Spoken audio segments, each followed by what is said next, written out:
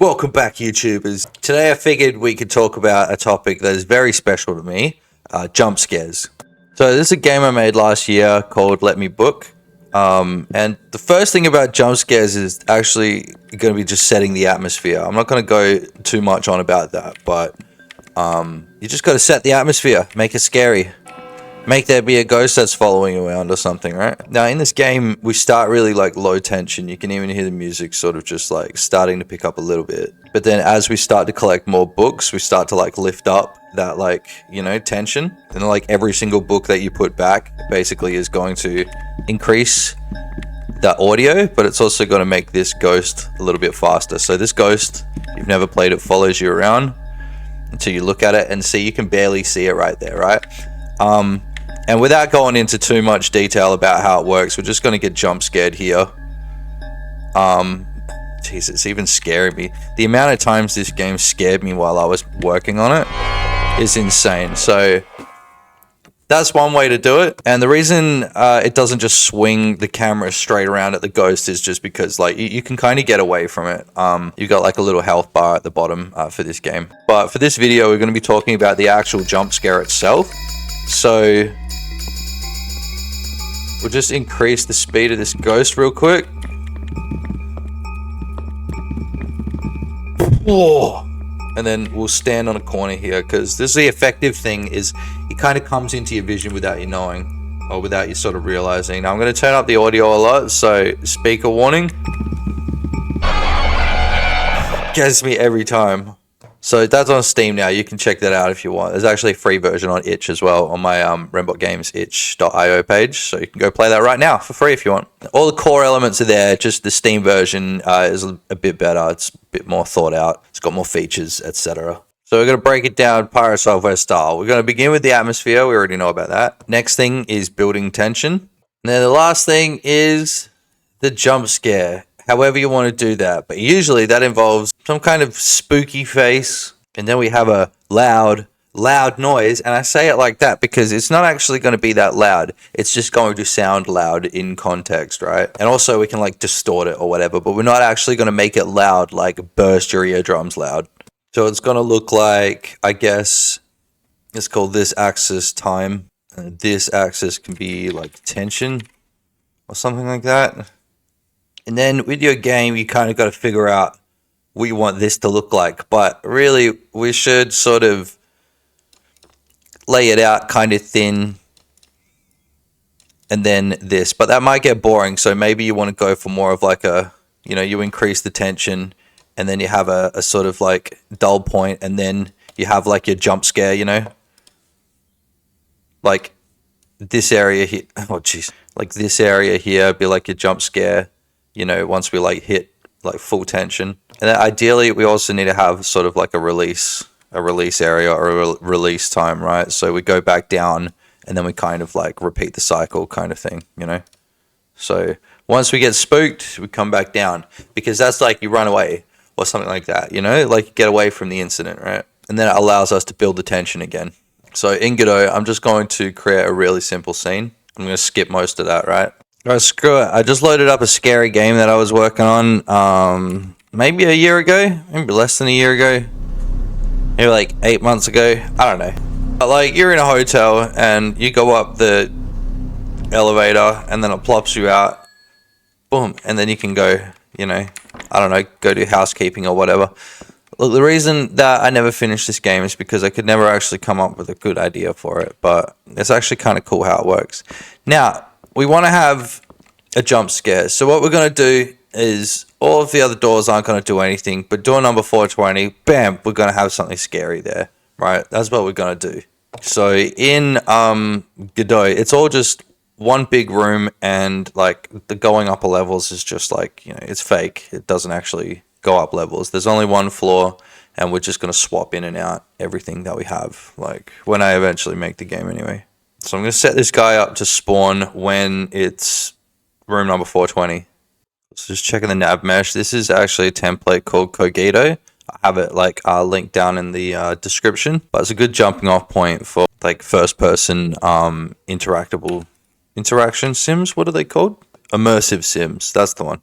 just drag the enemy in, and I need to go see what it's how it actually acts, right? Because getting it to spawn in when it's room number 420 is quite trivial, but I just need to know how its movement works right now, because I don't know if he's actually going to come and chase us outside of this room or not. So we'll see. Ready? Number 20. And then he's here. Does he see me? Okay, we've got to activate him or something. Oh shit, no, that's it. Look, he's getting me. He's getting me. Can we? No, we can't. Alright, that's kind of good. So we'll turn his detection time or whatever it is down. But at least he's following us and he's killing us. That's a good start. So that's called Cogito Basic Enemy. Hold on, let me drag this. There you go. Cogito Basic Enemy. Also, we're going to go find something scary on Sketchfab to replace that model with. But I don't know what yet. We'll check back in. How about this thing? I think it's from like Poppy Playtime or something. It's got some animations. This is kind of cool. So I'm just going to drag it straight into the project. I'm going to go to my Cogito Basic Enemy. And then I'm going to drag the GLB in there. We're going to see what that looks like. Cool, so he's facing the wrong direction by default. That's fine. And then I can turn this off. Put the indicator light up there, sure. Just so we can still see it. And then if we editable children, that's pretty clean. And then we can also edit the animations with this. So if I want his animation to just be, is there like an idle animation? I'm going to loop this animation as well. That's quite easy. Just go to this walk cycle and then go loop mode linear. Easy. You do that by double clicking, or you go to the import options. Double clicking it here, that is. Brings that up. Doing the walk cycle to be the default as well. Screw it. Let's go see what that looks like. I'm sure it's not going to look great. Alright, here we go. And, oh, that's kind of scary. Alright, so.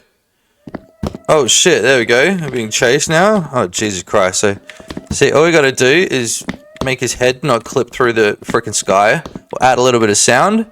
And, make him do a bit more damage. Bob's your uncle. So we need to make it very shocking when you see him for the first time, right? I'm also noticing, I think he opens the door by himself. But we got to figure out how to make him attack us immediately. Yeah? Okay, so the way it works here is we've got this thing called a security camera, and that's on the, what's it called, the enemy. So first I'm going to make the enemy just a little bit wider. I'm going to make it a little bit smaller, just so his head fits in the room. Cool, that should do. I'm going to go to the security camera, and then see this detection threshold. We're just going to change it to 0.1. How about that? Now, if we try that, this should sort of work. So we want it to be like an instant kind of thing.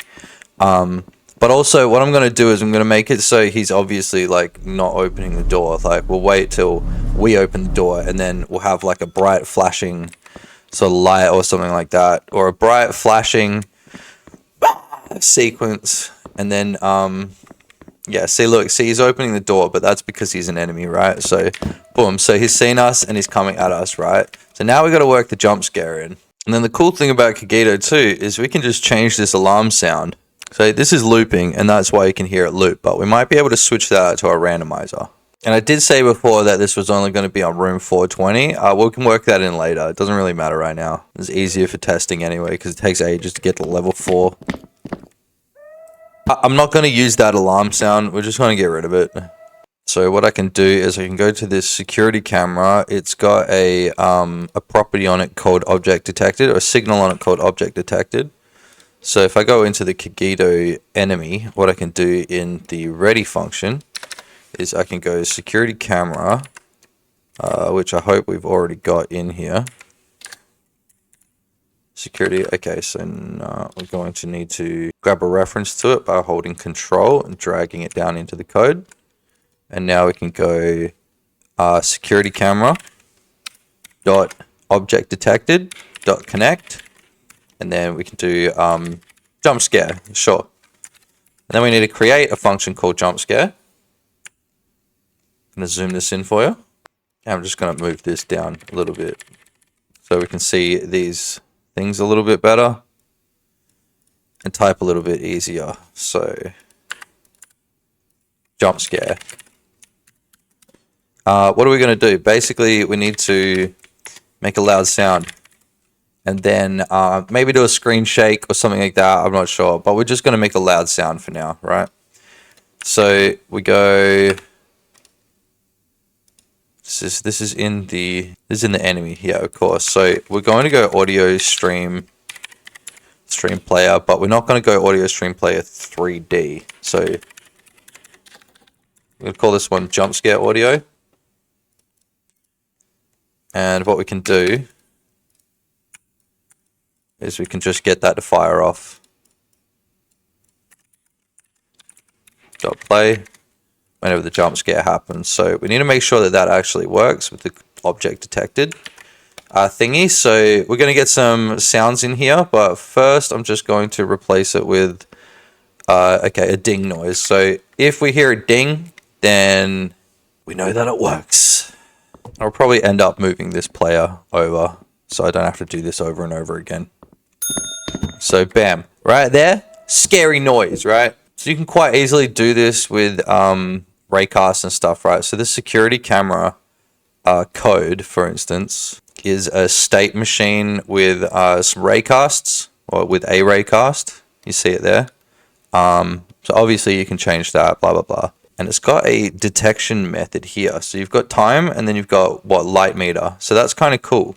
Definitely recommend using Cogito if you're creating a horror game. And that's exactly what I did for Let Me Book. And it's great. It's got the footsteps already baked into it. Like it's just great. Even the enemy, like you've got enemy footsteps, see? Bam, footstep player inside the enemy. It's crazy. So we're going to go back to that jump scare audio. I'm going to change that over to an audio stream randomizer. And the reason that I randomize the audio, especially with horror games, is because you never want someone to mentally be able to prepare themselves for what they're going to hear, right? They always want to throw them off, so they'll never ever get used to hearing the sound. And they're not going to hear it that often as well. So what I did in Let Me Book is I have 3 separate sounds and I've just got them randomized, right? But what kind of sounds do we want? What kind of sounds are we looking for? And what kind of sound makes a good jump scare sound? So you've got loud, but it's more complicated than just loud, right? So one thing we can do is like dissonance, right? Where we've got like 2 notes that kind of sound the same, or we've got like just a weird dissonant chord, right? So what I mean by dissonance is like stuff like that, you know? Like something that's just gonna shock you. So that doesn't feel right. And then obviously this is just very simple sounds, so we can make it way more complicated than that. Like this is Fruity Loops, by the way. You also do like slides, like pitch slides, you know, like things that are just weird, shocking, you know. I'm gonna change the instrument as well. I'm gonna skip over most of this, honestly. Oh, that one's starting to sound pretty shocking. You want to layer this shit up, right? So then we can get a loud sound, and this is what I mean by loud sound. Is one that it sounds loud, but it's not actually loud, right? Like that. So we can like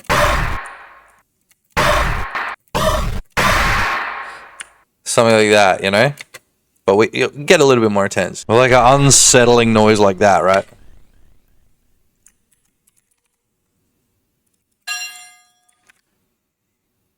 And then we want like a bell. A bell's always good. It's always good to have a bell.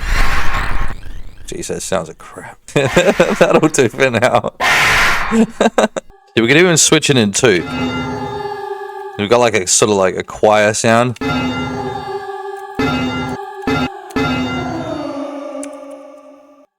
Unsettling, right? I'm gonna add that scream like that. That's perfect.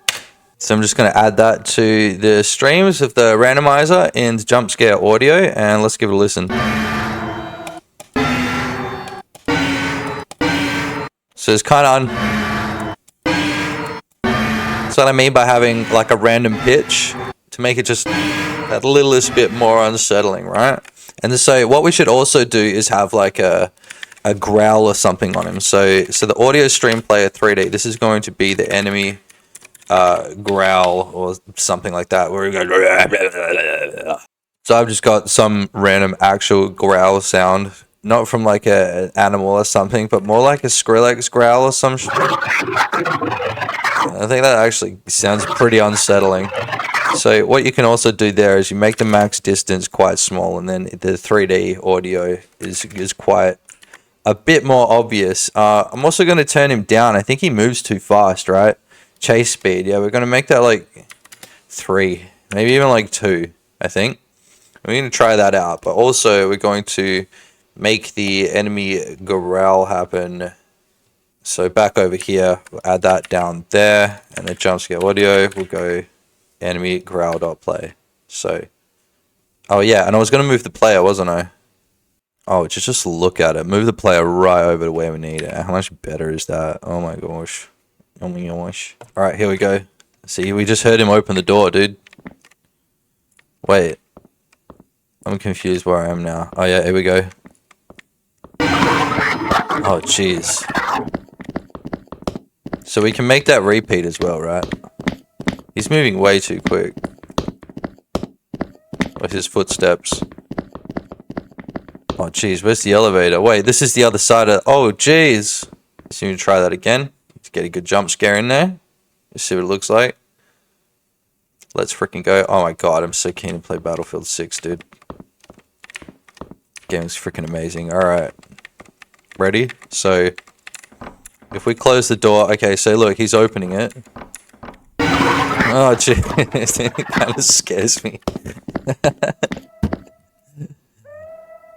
That scares the shit out of me, dude. I'm too jumpy for this. There we go. So, the door should open. We should see it open right in front of us, right? There we go. Okay, so what if we move the enemy over? Let's make him attack. Okay, now, look at it now. Ready? So, door 120. I won't open. What's going on? Ah, jeez. It's actually kind of good. I just moved him back a little bit, but now it's like the door won't open. And then when it does... So, again, what we're looking for with a good jump scare is we want good audio, right? So, something that you can't get used to hearing. So, like that. See, like the audio.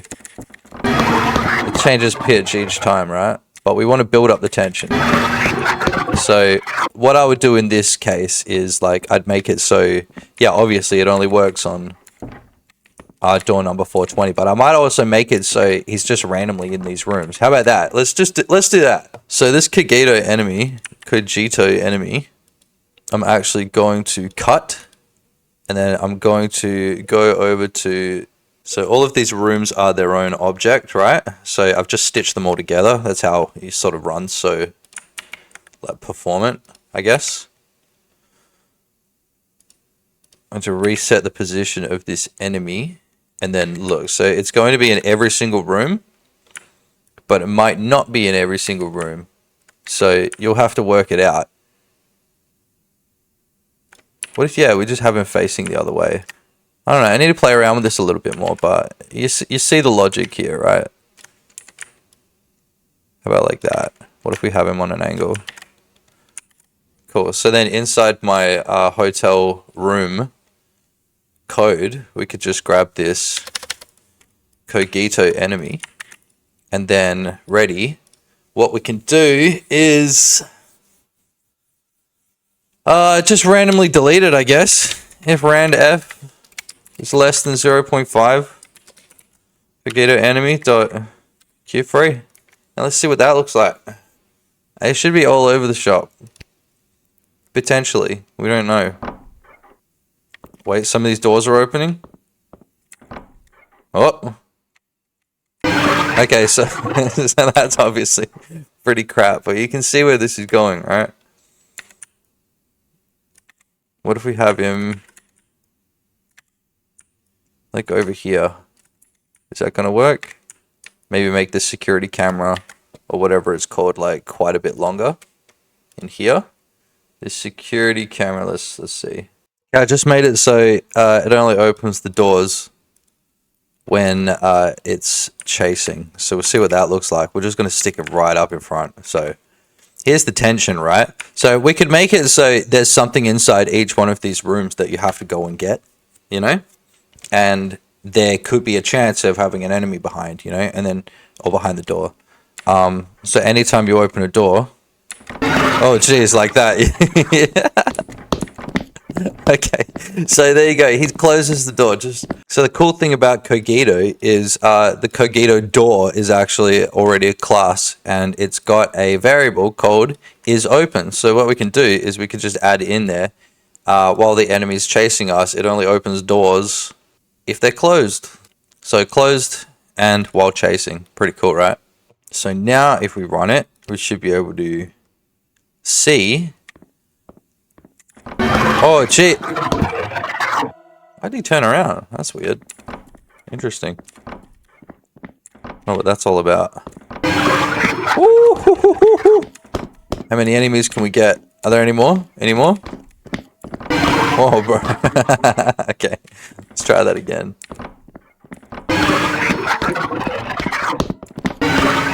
How many can we get? And how many of them are walking backwards? What's happening? Come on, boys. Bro, they're all walking backwards. What the fuck? And now, back on the topic of atmosphere, right here, we want to add some scary sounds in the background. So add audio stream player, call that one BGM player, and then you add that horror ambience in, double click on it, over in the whatchamacallit, over here. And then make sure that we've got it on loop. Hello, kitten. And then we re-import it. And then we see what that sounds like. Well, actually, it's going to sound like nothing because it doesn't have autoplay on. So we're going to click autoplay.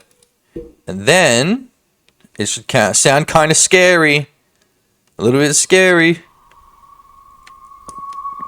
So create a little bit of ambience.